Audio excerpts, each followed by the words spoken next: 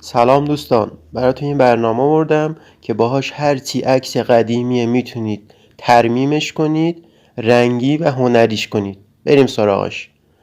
خب حالا من یه عکس قدیمی رو برای تست دانلود میکنم. خب این عکس رو یکی از عکس‌ها رو حالا انتخاب میکنم، دانلودش کردم. تو قسمت برنامه تو این قسمت میاد هر عکسه. خب حالا گزینه هایی که هست، بیاید این قسمت اولد فوتو. خب کلیک میکنیم.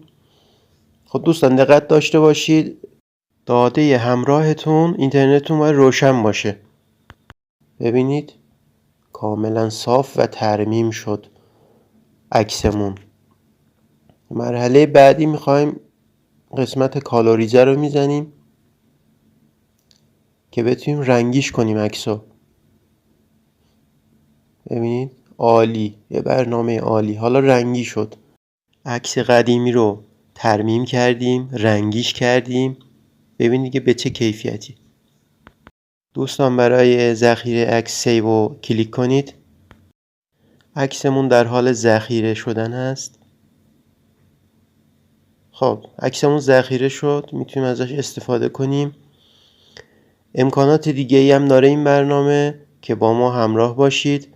خب حالا از قسمت اولد کات میتونیم عکس رو برش بدیم.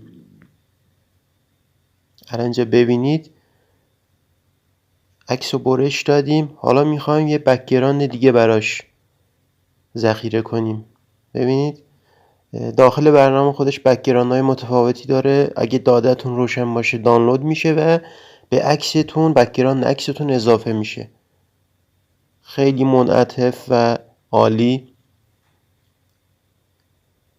خب میتونیم پاک کنیم.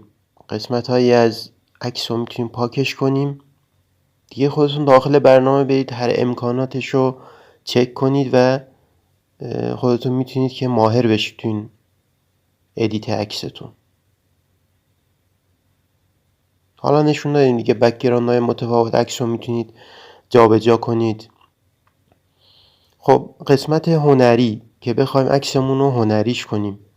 حالا ببین عکسی که قدیمی بود، چروکی بود، ترمیمش کردیم، رنگیش کردیم، بک‌گراندش رو تعویض کردیم.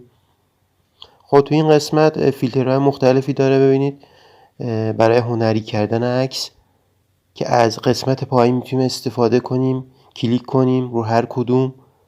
ببین خیلی عالی، انگار با آبرنگ نقاشی کردی.